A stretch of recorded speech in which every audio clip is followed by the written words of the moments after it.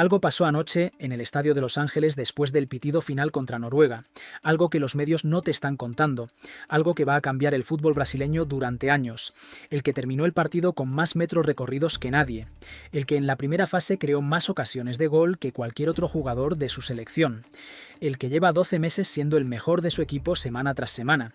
Ese jugador, con todo eso en la mochila, no lanzó ni un solo penalti. No fue el quinto, no fue el sexto, fue el ninguno, excluido directamente por su propio seleccionador, y lo que ocurrió después de esa decisión puede cambiar no un mercado de verano, sino la historia del fútbol brasileño durante la próxima década. ¿Sabes por qué Ancelotti tomó esa decisión? ¿Sabes lo que ese jugador dijo en el vestuario después? ¿Sabes qué club europeo lleva semanas esperando exactamente este momento? ¿Sabes cuántos mundiales lleva Brasil sin ganar y lo que eso significa para lo que viene ahora? ¿Sabes quién filtró todo esto y por qué? Quédate hasta el final porque hoy vamos a resolver todas estas incógnitas. Suscríbete si todavía no lo has hecho. Vamos, algo pasó anoche, algo que va a marcar el fútbol brasileño durante años. Y antes de que te lo cuente, necesito que te quedes porque esto es mucho más que una eliminación. Brasil fuera, octavos de final. Mundial 2026 contra Noruega. No contra España, no contra Argentina, contra Noruega. 2-1 en el marcador. Un resultado que no refleja ni la mitad de lo que ocurrió dentro de ese estadio, y hay tres historias dentro de esta historia. Tres. El mejor jugador de la selección, excluido por su propio entrenador de la lista de lanzadores de penaltis. No en el quinto puesto, no en el sexto, fuera. Directamente fuera, por debajo de 5 compañeros que Ancelotti considera más fiables que él desde los 11 metros. El delantero de 20 años, el que está llamado a ser el futuro de Brasil, el que tiene el mundo entero esperándole, solo ante el portero en un mano a mano que podía cambiar el partido.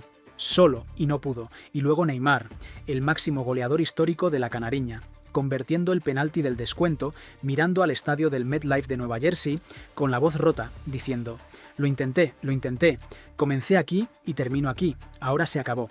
3 jugadores, 3 historias distintas dentro de la misma derrota. ¿Sabes cuántos cuartos de final ha alcanzado esta generación brasileña en los últimos 3 mundiales?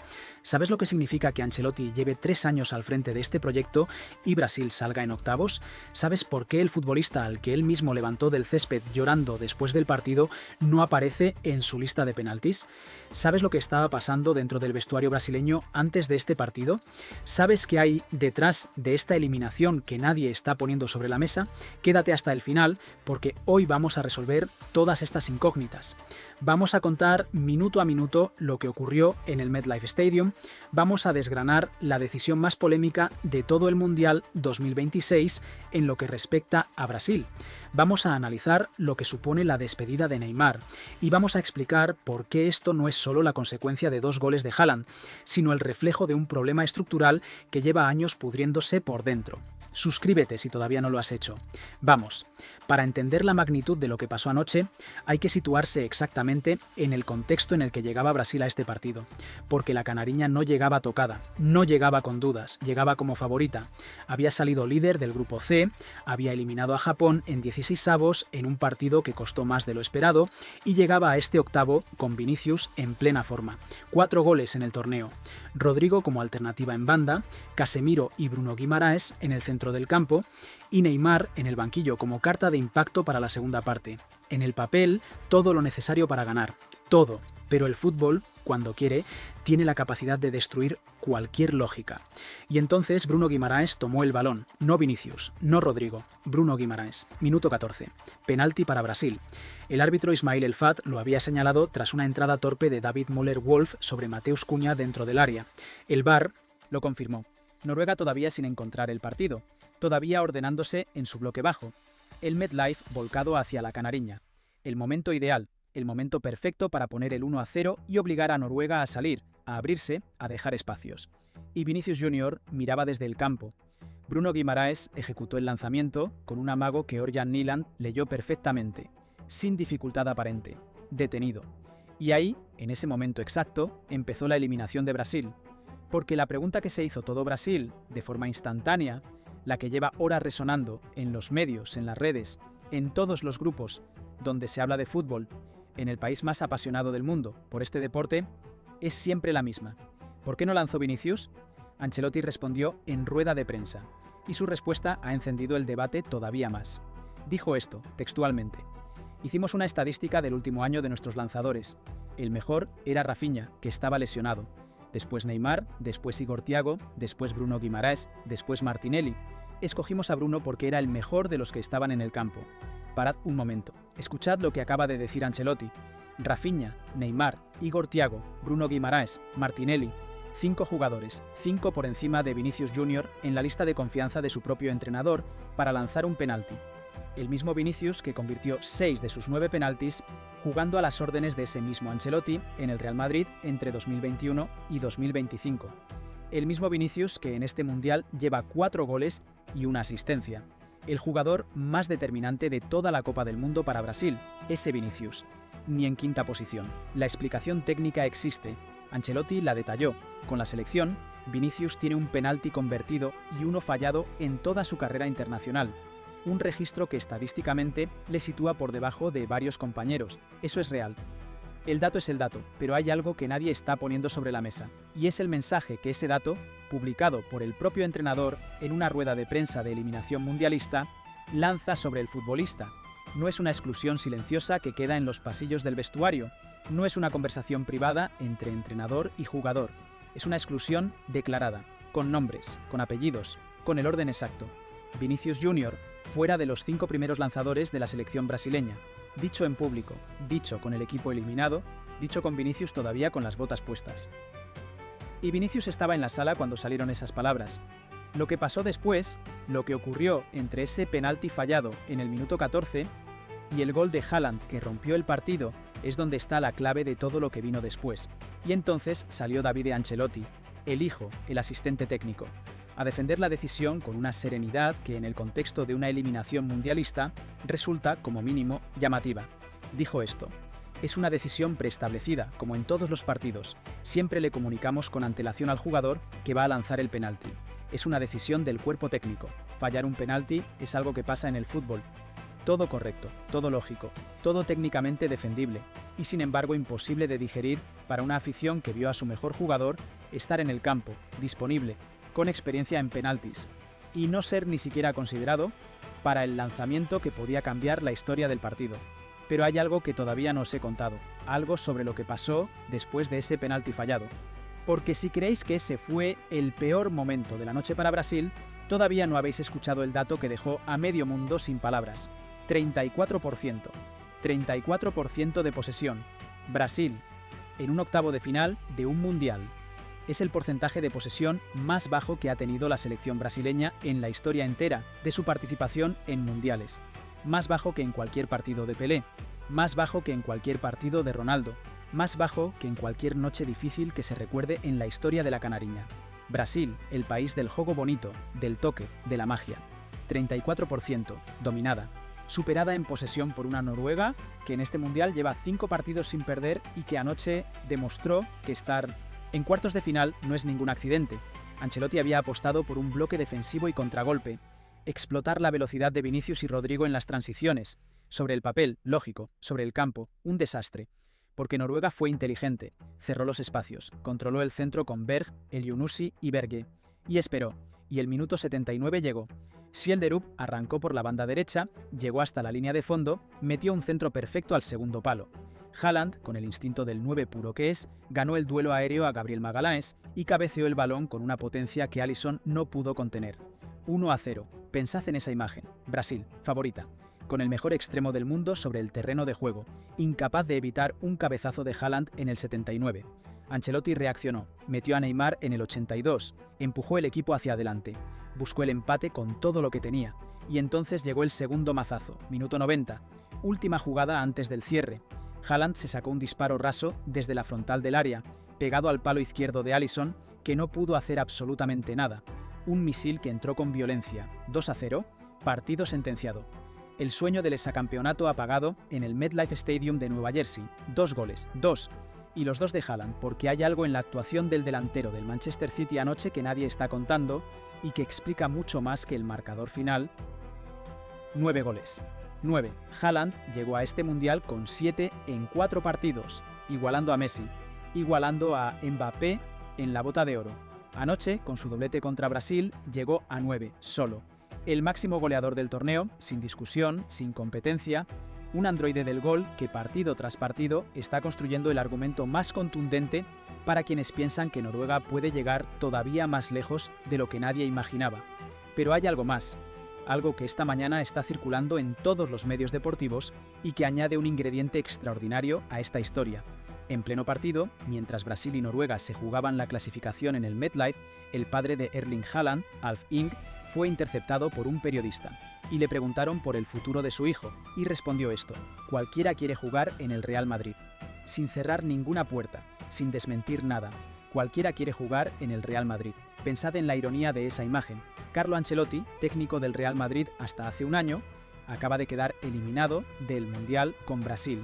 Y mientras recoge sus cosas, el padre del jugador que lo elimina abre la puerta a que su hijo llegue al club que Ancelotti dirige. El fútbol, cuando quiere, construye sus historias con una precisión que da vértigo. Pero hay algo en esta noche que duele más que Haaland, más que el 34%, más que el penalti de Bruno Guimaraes. Y tiene 20 años, Endrick. Ancelotti lo metió en el campo para dar profundidad al ataque, velocidad, instinto goleador, algo que el planteamiento inicial no había conseguido generar. Y Endrick tuvo su oportunidad, una de esas oportunidades que en el fútbol solo llegan en los momentos que importan de verdad, mano a mano, solo ante el portero. La situación ideal para cualquier delantero del mundo. Recibió el balón en profundidad, se plantó ante Ørjan Nyland, y Nyland le cerró el ángulo con una salida perfecta y le detuvo el disparo. El balón no entró. Pensad en lo que significa ese fallo en el contexto de todo lo que rodea a Endrick en este Mundial. El delantero de 20 años llamado a ser el sucesor natural de Neymar. El joven que en el Real Madrid ya había demostrado que sabe aparecer en los momentos importantes. Y en el partido más importante que ha jugado hasta ahora con la selección absoluta, en el momento exacto en el que su gol podía cambiar el resultado, el cuerpo le traicionó o Nyland le superó. No es una crítica. Es la constatación de que el fútbol de los mundiales no perdona los fallos en los momentos de máxima presión y que Endrick, con 20 años, todavía está aprendiendo a gestionar eso. Pero en Brasil, donde la exigencia con los jugadores de la selección es tan alta que Neymar anunció su retirada esa misma noche, esa imagen va a pesar durante mucho tiempo. Y hablando de Neymar, porque lo que ocurrió en los últimos minutos de ese partido con el máximo goleador histórico de la Canariña es la historia que nadie esperaba vivir de esta manera. Minuto 97, tiempo de descuento. Brasil 2 abajo, eliminada, el sueño roto. Y entonces el FAT señaló penalti. Codazo de Østigard sobre Casemiro dentro del área. Y esta vez el balón no fue para Bruno Guimaraes, no fue para ninguno de los 5 de la lista. Esta vez el balón fue para Neymar, el máximo goleador histórico de Brasil, con su característica carga previa. Definió con precisión a la derecha de Nyland, 1-2. Demasiado tarde para cambiar el resultado, pero no demasiado tarde para que ese gol tuviera un significado enorme. Porque ese penalti era el último gol de Neymar con la selección brasileña. Inmediatamente después del pitido final, Neymar se acercó a las cámaras con los ojos llorosos y dijo esto: lo intenté, comencé aquí y termino aquí, ahora se acabó. Parad un momento. El MetLife Stadium de Nueva Jersey fue el escenario de su debut con la selección mayor en 2010, en un amistoso contra Estados Unidos. 16 años después, el mismo estadio, la misma ciudad. El último partido, 79 goles, 127 partidos, el máximo goleador histórico de Brasil, superando el récord que había dejado Pelé durante décadas. En términos de goles, de asistencias, de partidos decisivos con la Canariña, ningún jugador en la historia del fútbol brasileño ha hecho más por su selección que Neymar. Y sin embargo, Qatar 2022, lesión en el primer partido, tardó en recuperarse, no llegó a influir de manera decisiva. Rusia 2018, Brasil cayó ante Bélgica en cuartos, Neymar en pleno rendimiento pero anulado tácticamente. Brasil 2014, el 7-1 y la lesión que lo dejó fuera de semifinales. Y ahora este 2026, con 34 años y el cuerpo ya al límite. Un gol de descuento en el 97 que llega demasiado tarde para cambiar nada. El mundial que le faltó a Neymar para completar su leyenda. Nunca llegó, nunca. Llegó lesionado a este torneo, se recuperó cuando muchos pensaban que no iba a poder vestir la camiseta por última vez. Se esforzó, llegó. Fue parte de un equipo que no dio la talla cuando más lo necesitaba. Y cuando la eliminación fue un hecho, cuando ya no había nada que hacer, marcó el gol del honor y se despidió con los ojos llorosos ante las cámaras del MetLife. Eso es Neymar. el talento más extraordinario de su generación, conviviendo con la polémica constante. Los goles históricos mezclados con las lesiones en los momentos más importantes, los mundiales brillantes, pero siempre incompletos, siempre faltando ese título que habría convertido su historia en perfecta. Y ahora el vacío que deja es real, es enorme, y hay algo que nadie está calculando todavía sobre lo que significa ese vacío para el futuro inmediato de Brasil, porque los que lleváis tiempo siguiendo esto ya lo veíais. Ya percibíais que algo no encajaba en este Brasil de Ancelotti, un equipo que ganaba partidos, pero que nunca generaba la sensación de ser capaz de ganar un mundial. Y hay un dato, un solo dato, que resume todo ese problema estructural mejor que cualquier análisis táctico. Y ahora los números, porque los números en este caso son devastadores. Brasil no supera los cuartos de final desde Rusia 2018. Bélgica los eliminó. Antes el 7-1 contra Alemania en 2014. Después Croacia en penaltis en Qatar 2022. Y ahora Noruega en Nueva Jersey con 34% de posesión. 4 mundiales consecutivos sin llegar a semifinales. El único país que ha ganado 5 títulos. 4 torneos seguidos sin pasar de cuartos. Y hay un dato que esta mañana no está circulando tanto como debería. Desde Italia, 1990, que es la última vez que Brasil fue eliminado en octavos de final antes de anoche, han pasado 36 años. 3 décadas y media sin una caída tan prematura en un torneo. 36 años, hasta hoy. Y ahora Brasil necesita responder una pregunta que esta mañana nadie quiere hacerse todavía porque duele demasiado. Con Neymar retirado, con Rafinha llegando lesionado al torneo, con la eliminación todavía caliente. ¿Quién lleva a esta selección hacia adelante? Vinicius tiene 27 años y es el mejor extremo del mundo cuando está enchufado, pero anoche fue el gran ausente en el momento más importante. Endrick tiene 20 años y un talento enorme, pero todavía no ha demostrado que sepa cargar con el peso de ser el referente absoluto bajo presión máxima. Rodrigo, Martinelli, Paquetá, Bruno Guimaraes, talentos individuales de primer nivel, pero sin la combinación de carisma y eficacia que Neymar aportaba cuando estaba bien. Y ninguno de ellos lo ha mostrado todavía de manera consistente con la canariña. Ninguno. Ancelotti fue honesto en rueda de prensa. Necesitamos talento joven, necesitamos que lleguen jugadores de alto nivel al fútbol brasileño. Y confirmó que tiene intención de continuar. Pero la pregunta que Brasil se hace esta mañana no es si Ancelotti seguirá o no. La pregunta es si con Ancelotti, con su modelo de juego conservador, con su criterio estadístico que deja a Vinicius fuera de la lista de penaltis, con su planteamiento de 34% de posesión en el partido más importante del torneo, Brasil puede ganar un mundial. Y después de lo que ocurrió anoche, esa respuesta está lejos de ser evidente, porque lo que pasó en el MetLife no es solo el resultado de 2 goles de Haaland, es la suma de todo lo que lleva semanas gestándose dentro de esta selección. La crisis de Rafinha llegando lesionado, el gol anulado a Vinicius y la carta de la CBF a Infantino, y ahora la exclusión del mejor jugador del equipo de la lista de lanzadores en el momento más importante del torneo.